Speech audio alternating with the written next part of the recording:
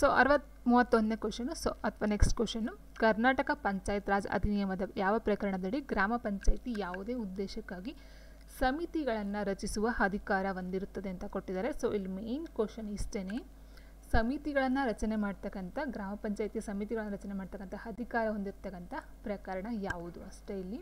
So ಇನ್ನೂ example ಇನ್ನೂ ಸ್ವಲ್ಪ ಸಿಂಪಲಾಗಿ ಹೇಳ್ತೀವಿ ಅಂತ ಹೇಳಿದ್ರೆ, ಸ್ಥಾಯಿ ಸಮಿತಿಗಳ ಬಗ್ಗೆ ಹೇಳ್ತಕ್ಕಂಥ ಒಂದು ಪ್ರಕರಣ ಯಾವುದು ಅಂತ ಅಷ್ಟೇ ಇಲ್ಲಿ. ಸೊ 61 ಏನಿದೆ ಪ್ರಕರಣ 61, ಇದು ಬಂದು ಸ್ಥಾಯಿ ಸಮಿತಿಗಳ ಬಗ್ಗೆ ಹೇಳ್ತಕ್ಕಂಥದ್ದು. ಸೊ ಈ ಸ್ಥಾಯಿ ಸಮಿತಿಯಲ್ಲಿ ಬರ್ತಕ್ಕಂಥ ಸಾಮಾನ್ಯ ಸ್ಥಾಯಿ ಸಮಿತಿ ಆಗಿರ್ಬೋದು, ಅಥವಾ ಇಲ್ಲಿ ಕೊಟ್ಟಿದ್ದಾರೆ ನೋಡಿ ಸಮಿತಿಗಳನ್ನು ರಚನೆ ಮಾಡ್ತಕ್ಕಂಥದ್ದು ಅಂತ.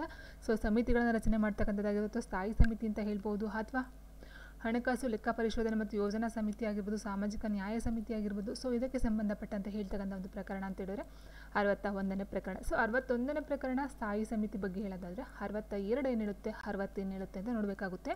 ಸೊ ಪ್ರಕರಣ 60 ಏನಿದೆಯೋ ಇದು ಬಂದು ಗ್ರಾಮ ಪಂಚಾಯಿತಿಯ ಸಾಮಾನ್ಯ ಅಧಿಕಾರಗಳ ಬಗ್ಗೆ ಹೇಳ್ತಕ್ಕಂಥದ್ದು. ಗ್ರಾಮ ಪಂಚಾಯಿತಿಗೆ ಇರ್ತಕ್ಕಂಥ ಸಾಮಾನ್ಯ ಅಧಿಕಾರಗಳು ಯಾವುದ್ಯಾವುದು, ಸೊ ಅದ್ರ ಬಗ್ಗೆ ಪ್ರಕರಣ 60 ತಿಳಿಸ್ಕೊಡುತ್ತೆ. ಆ್ಯಂಡ್ ಪ್ರಕರಣ 62 ಇದೆಯಲ್ವಾ, ಸೊ ಇದು ಗ್ರಾಮ ಪಂಚಾಯಿತಿಯ ಅಧ್ಯಕ್ಷರು ಮತ್ತು ಉಪಾಧ್ಯಕ್ಷರ ಒಂದು ಪ್ರಕಾರ್ಯಗಳು ಮತ್ತು ಅಧಿಕಾರಗಳ ಬಗ್ಗೆ ತಿಳಿಸ್ಕೊಡ್ತಕ್ಕಂಥದ್ದು ಪ್ರಕರಣ 62ರಲ್ಲಾಗಿರುತ್ತೆ. ಅಂಡ್ ಗ್ರಾಮ ಪಂಚಾಯಿತಿಯ ಸದಸ್ಯರೊಬ್ಬರ ಅವರ ದುರ್ವರ್ತನೆಗಾಗಿ ಯಾರು ತೆಗೆದು ಹಾಕಬಹುದು ಅಂತ ಕೊಟ್ಟಿದ್ದಾರೆ. ಸೊ ಇದು ತುಂಬ ಸಲ ಇದರಲ್ಲಿ ಒಂದೊಂದು ಥರ ಕೊಟ್ಟಿದ್ದಾರೆ ನೋಡಿ. ಗ್ರಾಮ ಪಂಚಾಯಿತಿಯ ಸದಸ್ಯರೊಬ್ಬರನ್ನು ಅವರ ದುರ್ವರ್ತನೆಗಾಗಿ ಯಾರು ತೆಗೆದು ಹಾಕಬಹುದು ಅಂತ ಕೊಟ್ಟಿದ್ದಾರೆ. ಸೊ ಇಲ್ಲಿ ಸರ್ಕಾರ ಆನ್ಸರ್ ಕೊಟ್ಟಿದ್ದಾರೆ, ಸರ್ಕಾರ. ಬಟ್ ಇನ್ನೂ ಕೆಲವೊಂದು ಕಡೆ ನಾವು ನೋಡಿದ್ವಿ ಸದಸ್ಯತ್ವವನ್ನು ಯಾರು ರದ್ದು ಮಾಡ್ತಕ್ಕಂಥದ್ದು ಅಂತ. ಕೆಲವೊಂದು ಕಡೆ ಡೆಪ್ಯೂಟಿ ಕಮಿಷನರ್ ಅಂತ ಹೇಳಿದ್ದಾರೆ, ಆ್ಯಂಡ್ ಇನ್ನೂ ಒಂದು ಕೆಲವು ಕಡೆ ರಾಜ್ಯ ಚುನಾವಣಾ ಆಯುಕ್ತರು ಅಂತ ಕೊಟ್ಟಿದ್ದಾರೆ, ಆ್ಯಂಡ್ ಇನ್ನೊಂದು ಕಡೆ ಸರ್ಕಾರ ಅಂತ ಕೊಟ್ಟಿದ್ದಾರೆ. ಸೊ ಇಲ್ಲಿ ಬರ್ತಕ್ಕಂಥದ್ದು ನಿಮಗೆ ಅರ್ಥ ಆಗಬೇಕಾದ್ರೆ ಇಷ್ಟೇ, ಗ್ರಾಮ ಪಂಚಾಯಿತಿಯ ಸದಸ್ಯರನ್ನು ಜಿಲ್ಲಾ ಪಂಚಾಯತ್, ತಾಲೂಕ್ ಪಂಚಾಯತ್ ಹಾಗೂ ಗ್ರಾಮ ಪಂಚಾಯತಿ ಮೀನ್ಸ್ ಪಂಚಾಯತಿಗೆ ತೆಗೆದುಹಾಕ್ತಕ್ಕಂಥ ಒಂದು ಅಧಿಕಾರ ಇರೋದಿಲ್ಲ.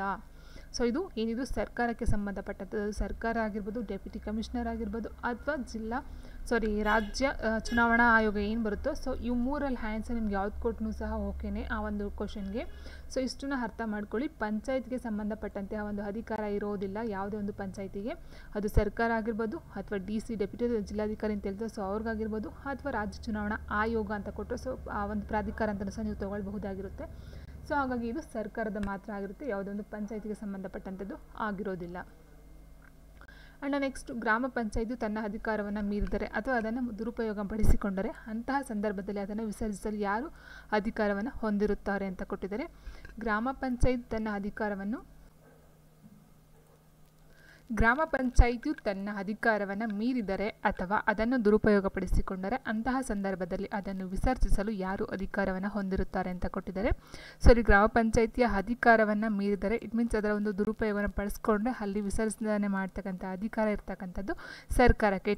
ಆಲ್ಮೋಸ್ಟ್ ನಾನು ಹೇಳಿದಾಗ ಇಲ್ಲೇನು ನನ್ನ ಸರ್ಕಾರ ಅಂತ ಹೇಳಿದ್ರು, ಡೆಪ್ಯೂಟಿ ಕಮಿಷನರ್ ಅಂತ ಹೇಳಿದ್ರು, ಆ ರೀತಿ ಈ ಒಂದು ಪಂಚಾಯಿತಿಗೆ ಸಂಬಂಧಪಟ್ಟಂತೆ ಯಾವುದೇ ಒಂದು ಅಧಿಕಾರ ಇರೋದಿಲ್ಲ. ಸೊ ಇದು ಇರ್ತಕ್ಕಂಥದ್ದು ಸರ್ಕಾರ. ಸೊ ಸರ್ಕಾರದಲ್ಲಿ ಬರ್ತಕ್ಕಂಥ ಈ ಥರ ಅದರ ಕೆಳಗಡೆ ಬರ್ತಕ್ಕಂಥ ಅಧಿಕಾರಿಗಳು ಸಹ ಬರಬಹುದು. ಈ ಒಂದು ಕ್ವಶನ್ಗೆ ಆನ್ಸರ್ಸ್ಗಳು ಆಪ್ಷನ್ಸಲ್ಲಿ ಕೊಡ್ತಾ ಹೋಗ್ಬೋದು. ಆದರೆ ಇಲ್ಲಿ ಕೊಟ್ಟಿರ್ತಕ್ಕಂಥ ಒಂದು ಆಪ್ಷನ್ಸಲ್ಲಿ ಆನ್ಸರ್ ಸರ್ಕಾರ ಅಂತಾಗುತ್ತೆ.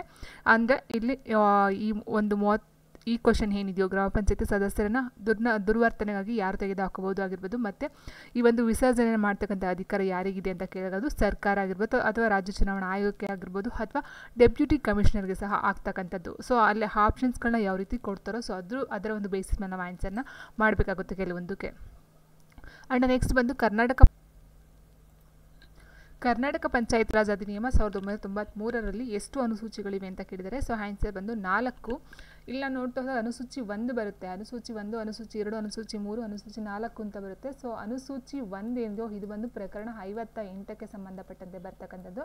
ಸೊ ಅಂತ ಹೇಳಿದ್ರೆ ಇದು ಬಂದು ಗ್ರಾಮ ಪಂಚಾಯತಿಯಲ್ಲಿ ಬರ್ತಕ್ಕಂಥ ಕೆಲವೊಂದು ಪ್ರಕಾರಗಳಂತ ಹೇಳ್ತೀವಿ. ಸೊ ಆ್ಯಂಡ್ ಅದರಡಿಯಲ್ಲಿ ಬರ್ತಕ್ಕಂಥ ಕೆಲವೊಂದು ವಿಷಯಗಳ ಬಗ್ಗೆ ಈ ಒಂದು ಪ್ರಕರಣ ಅನುಸೂಚಿ 1ರಲ್ಲಿ ನಾವು ನೋಡ್ತಾ ಹೋಗ್ತೀವಿ. ಆ್ಯಂಡ್ ಅನುಸೂಚಿ 2 ಅಂತ ಹೇಳಿದಾಗ ಪ್ರಕರಣ 145ರಲ್ಲಿ ಬರ್ತಕ್ಕಂಥದ್ದು ಅನುಸೂಚಿ 2ರಲ್ಲಿ.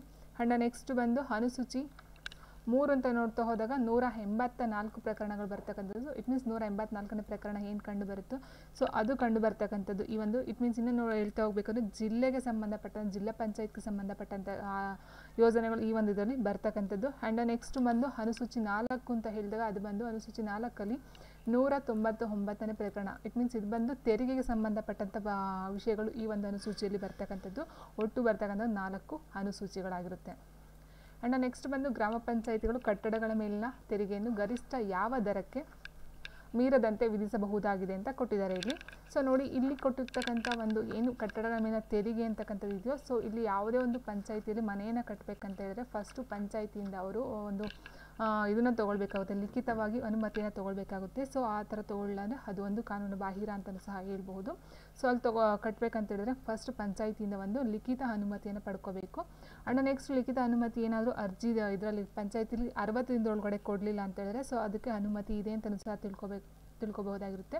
ಆ್ಯಂಡ್ ಇಲ್ಲಿ ಕೊಟ್ಟಿರ್ತಕ್ಕಂಥ ಏನು ಗ್ರಾಮ ಪಂಚಾಯಿತಿಗಳ ಕಟ್ಟಡಗಳ ಮೇಲಿನ ತೆರಿಗೆಯನ್ನು ಗರಿಷ್ಠ ಯಾವ ದರಕ್ಕೆ ಮೀರದಂತೆ ವಿಧಿಸಬಹುದಾಗಿದೆ ಅಂತ ಹೇಳಿದ್ರೆ ಆಪ್ಷನ್ ಬಿ, ಕಟ್ಟಡದ ವಾರ್ಷಿಕ ಬಾಡಿಗೆ ಮೌಲ್ಯದ 10% ಅಂತಕ್ಕಂಥದ್ದು.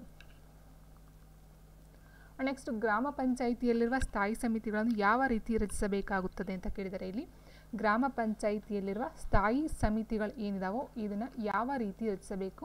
ಸೊ ಗ್ರಾಮ ಪಂಚಾಯಿತಿ ತೀರ್ಮಾನದ ಆಧಾರದ ಮೇಲೆ ಬರಬೇಕಾ, ಅಥವಾ ಅಧ್ಯಕ್ಷರ ತೀರ್ಮಾನ ಮಾಡಬೇಕಾ, ಅಥವಾ ಚುನಾವಣೆಯ ಮೂಲಕನ, ಅಥವಾ ಪಂಚಾಯತ್ ಇಟ್ ಮೀನ್ಸ್ ತಾಲೂಕು ಪಂಚಾಯಿತಿ ಅಧ್ಯಕ್ಷರು ತೀರ್ಮಾನ ಮಾಡ್ತಾರ ಅಂತಕ್ಕಂಥ ನೋಡ್ತಾ ಹೋದಾಗ ಸ್ಥಾಯಿ ಸಮಿತಿಗಳ ಒಂದು ರಚನೆಯನ್ನು ಮಾಡ್ತಕ್ಕಂಥದ್ದು ಚುನಾವಣೆಯ ಮೂಲಕ. Option C.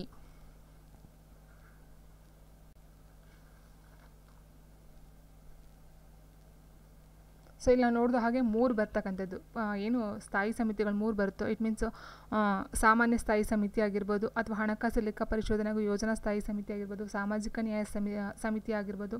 ಸೊ 3 ಬರ್ತಕ್ಕಂಥದ್ದು ಸಮಿತಿಗಳು ಸ್ಥಾಯಿ ಸಮಿತಿಲೇ ಬರ್ತಕ್ಕಂಥದ್ದು. ಸೊ ಅದರ ಅಡಿಯಲ್ಲಿ ಬರ್ತಕ್ಕಂಥ ಏನು ಅಧ್ಯಕ್ಷರು ಉಪಾಧ್ಯಕ್ಷರು ಇರ್ತಾರೋ ಸೊ ಅವ್ರನ್ನೆಲ್ಲ ಚುನಾವಣೆಯ ಮೂಲಕ ಆರಿಸ್ತಕ್ಕಂಥದ್ದು.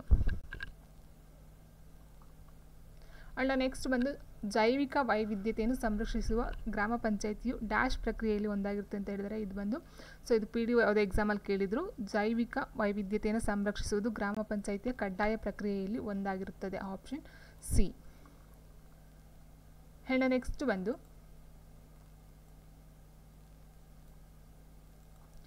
ಗ್ರಾಮ ಪಂಚಾಯತ್ ಸದಸ್ಯನು ತನ್ನ ರಾಜೀನಾಮೆಯನ್ನು ಯಾರಿಗೆ ನೀಡುತ್ತಾನೆ ಅಂತ ಕೊಟ್ಟಿದ್ದಾರೆ. ಗ್ರಾಮ ಪಂಚಾಯತ್ ಸದಸ್ಯನು ತನ್ನ ರಾಜೀನಾಮೆಯನ್ನು ಯಾರಿಗೆ ನೀಡುತ್ತಾನೆ. ಸೊ ಗ್ರಾಮ ಪಂಚಾಯತಿ ಸದಸ್ಯರು ಅಂತ ಹೇಳಿದ್ರೆ ಗ್ರಾಮ ಪಂಚಾಯತಿ ಅಧ್ಯಕ್ಷರಿಗೆ ಈ ಒಂದು ರಾಜೀನಾಮೆಯನ್ನು ಕೊಡ್ತಕ್ಕಂಥದ್ದು. ಆ್ಯಂಡ್ ನೆಕ್ಸ್ಟು ಗ್ರಾಮ ಪಂಚಾಯತ್ ಸಿಬ್ಬಂದಿಯನ್ನು ನೇಮಕ ಮಾಡಲು ಯಾರಿಗೆ ಅಧಿಕಾರವಿರುತ್ತದೆ ಅಂತ ಕೇಳಿದರೆ ಗ್ರಾಮ ಪಂಚಾಯಿತಿ ಸಿಬ್ಬಂದಿಯನ್ನು ನೇಮಕ ಮಾಡಲು ಯಾರಿಗೆ ಅಧಿಕಾರವಿರುತ್ತದೆ. ಸೊ ನೋಡಿ, ಇಲ್ಲಿ ಗ್ರಾಮ ಪಂಚಾಯಿತಿ ಅಧ್ಯಕ್ಷರು ಉಪಾಧ್ಯಕ್ಷರು ಸದಸ್ಯರುಗಳು ಏನು ಬರ್ತಾರೋ ಸೊ ಅವ್ರನ್ನ ಚುನಾವಣೆಯ ಮೂಲಕ ಆಯ್ಕೆ ಮಾಡ್ತಾರೆ. ಆದರೆ ಗ್ರಾಮ ಪಂಚಾಯಿತಿ ಸಿಬ್ಬಂದಿಗಳು ಕಂಡು ಬರ್ತಾರಲ್ಲ ಸೊ ಅವರನ್ನು ನೇಮಕ ಮಾಡ್ತಕ್ಕಂಥದ್ದು ಸರ್ಕಾರಕ್ಕೆ ಬಿಟ್ಟಿದ್ದು. ಸೊ ಅಲ್ಲಿ ಬಂದಾಗ ಅಲ್ಲಿ ಅಧ್ಯಕ್ಷರು ಉಪಾಧ್ಯಕ್ಷರು ಅಂತ ಬರೋದಿಲ್ಲ, ಅಥವಾ PDOಗೂ ಸಹ ಅಧಿಕಾರ ಇರೋದಿಲ್ಲ. ಸೊ ಕೆಲವೊಂದು ಫಾರ್ ಎಕ್ಸಾಂಪಲ್ ನೀವು ನೋಡಿರ್ಬೋದು, ಸಿಬ್ಬಂದಿ ಅಂತ ಹೇಳ್ತಾರೆ ವಿಲೇಜ್ ಅಕೌಂಟೆಂಟ್ ಆಗಿರ್ಬೋದು, ಬಿಲ್ ಕಲೆಕ್ಟರ್ ಆಗಿರ್ಬೋದು, ಅಥವಾ ಇನ್ನೊಂದು ಸಿಬ್ಬಂದಿಗಳು ಇಟ್ ಮೀನ್ಸ್ ಕಾರ್ಯದರ್ಶಿಗಳಾಗಿರ್ಬೋದು. ಸೊ ಇವನ್ನೆಲ್ಲ ನೋಡ್ತಾ ಹೋದಾಗೆ ಅದು ಸರ್ಕಾರಕ್ಕೆ ಸಂಬಂಧಪಟ್ಟಂಥ ವಿಷಯ. ಸೊ ಸರ್ಕಾರ ಅದನ್ನು ಆಯ್ಕೆ ಮಾಡ್ತಕ್ಕಂಥದ್ದು. ನೆಕ್ಸ್ಟ್ ಗ್ರಾಮ ಪಂಚಾಯಿತಿ ವಿಶೇಷ ಸಭೆ ಕರೆಯಲು ಎಷ್ಟು ಪೂರ್ಣ ದಿವಸಗಳ ಮೊದಲು ನೋಟಿಸನ್ನು ಕೊಡಬೇಕು ಅಂತ ಕೇಳಿದರೆ ಗ್ರಾಮ ಪಂಚಾಯಿತಿಯ ವಿಶೇಷ ಸಭೆಯನ್ನು ಕರಿಬೇಕಂತ ಹೇಳಿದರೆ ಎಷ್ಟು ದಿವಸಗಳ ಮೊದಲೇ ಈ ಒಂದು ನೋಟಿಸನ್ನು ಕೊಟ್ಟಿರಬೇಕು. ಸೊ ಇಲ್ಲಿ ಬರ್ತಕ್ಕಂಥದ್ದು 3 ಸಭೆಗಳು ಬರ್ತವೆ. ಒಂದು ಸಾಮಾನ್ಯ ಸಭೆ, ವಿಶೇಷ ಸಭೆ ಮತ್ತು ತುರ್ತು ಸಭೆ ಅಂತ 3 ಬರ್ತಕ್ಕಂಥದ್ದು. ಸೊ ಇಲ್ಲಿ ವಿಶೇಷ ಸಭೆಯಲ್ಲಿ ಕರಿತಕ್ಕಂಥ ಎಷ್ಟು ಪೂರ್ಣ ದಿವಸಗಳ ಮೊದಲು ನೋಟಿಸ್ ಕೊಡಬೇಕಂತ ಹೇಳಿದರೆ ಸೊ ವಿಶೇಷ ಸಭೆಗೆ 3 ದಿನದಲ್ಲಿ ಕೊಡಬೇಕಾಗುತ್ತೆ. ಆ್ಯಂಡ್ ಸಾಮಾನ್ಯ ಸಭೆಗೆ 7 ದಿನಗಳ ಒಂದು ಅವಧಿ ಇರತಕ್ಕಂಥದ್ದು. ವಿಶೇಷ ಸಭೆಗೆ 3, ಸಾಮಾನ್ಯ ಸಭೆಗೆ 7 ದಿನಗಳಿರುತ್ತೆ. ಆ್ಯಂಡ್ ಇಲ್ಲಿ ವಿಶೇಷ ಸಭೆಗೆ 3 ದಿನ ಏನಿರುತ್ತೋ ಇಲ್ಲಿ ನಾವು ನೋಡ್ತಾ ಹೋದಾಗೆ ಇಲ್ಲಿ 1/3 ಕೋರಮ್ ಇರಬೇಕು. ಸೊ 1/3 ಅಥವಾ 1/3 ಕೋರಮ್ ಇರಬೇಕಾಗಿರುತ್ತೆ. ಸೊ ಮೇನ್ ಪಾಯಿಂಟ್ ಅಂತ ಹೇಳಿದರೆ ಇದು. ಆ್ಯಂಡ್ ಇಲ್ಲಿ ಬರ್ತಕ್ಕಂಥದ್ದು 3 ದಿನಗಳಿಗೆ ಕೊಡ್ತಕ್ಕಂಥದ್ದು. ಆ್ಯಂಡ್ ನೆಕ್ಸ್ಟ್ ನೋಡ್ತಾ ಹೋದಾಗೆ ಇಲ್ಲಿ ಬರ್ತಕ್ಕಂಥದ್ದು 15 ದಿವಸಗಳ ಒಂದು ಲಿಖಿತ ಕೋರಿಕೆನ ಇರ್ತಕ್ಕಂಥದ್ದು. 15 ದಿವಸಗಳ ಟೈಮ್ ಇರುತ್ತೆ. ಆದರೆ ಈ ಒಂದು ನೋಟಿಸನ್ನು ಕೊಡ್ತಕ್ಕಂಥದ್ದಕ್ಕೆ 3 ದಿವಸದಲ್ಲಿ ಕೊಡ್ತಕ್ಕಂಥದ್ದು.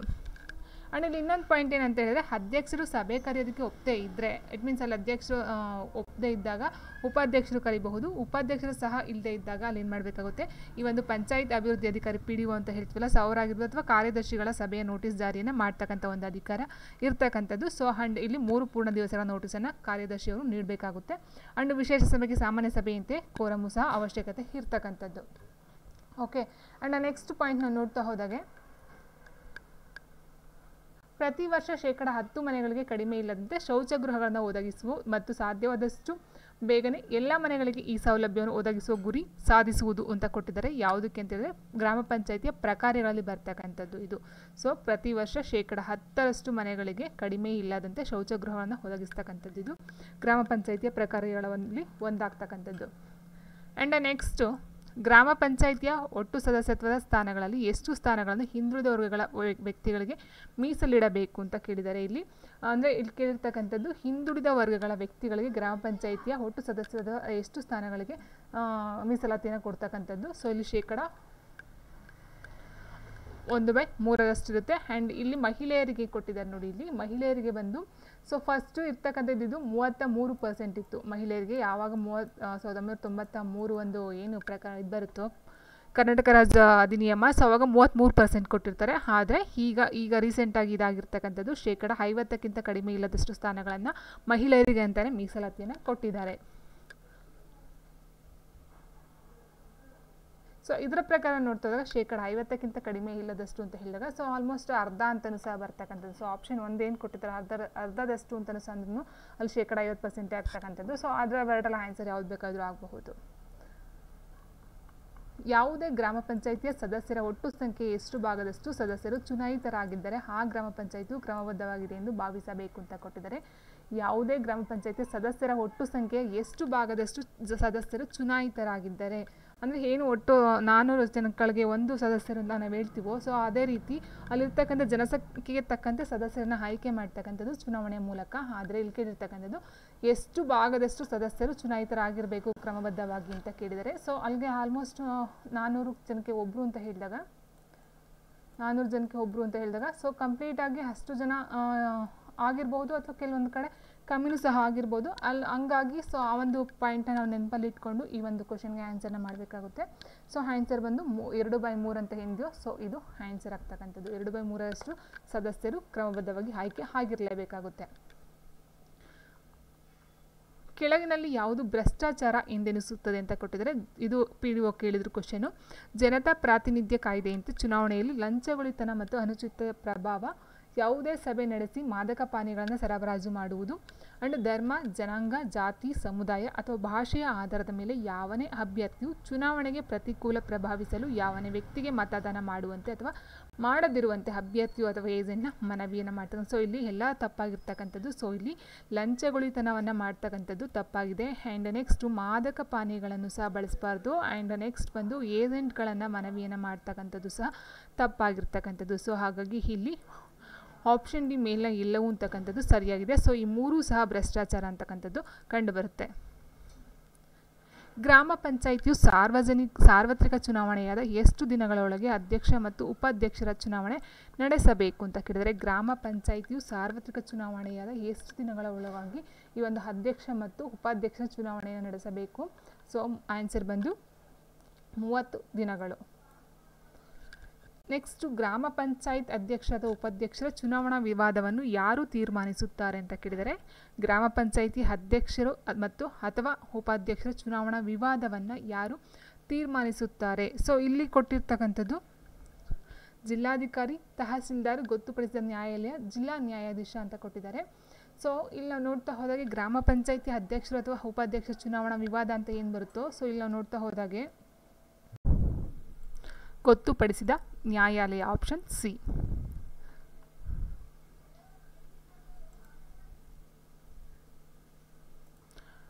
ಗ್ರಾಮ ಪಂಚಾಯಿತಿಯ ಅಧ್ಯಕ್ಷರ ಹುದ್ದೆಯ ಅವಧಿ ಎಷ್ಟು ಅಂತ ಕೇಳಿದ್ದಾರೆ ಇಲ್ಲಿ. ಸೊ ಗ್ರಾಮ ಪಂಚಾಯಿತಿಯ ಅಧ್ಯಕ್ಷರ ಅವಧಿಯ ಹುದ್ದೆ ಎಷ್ಟು ವರ್ಷಗಳು?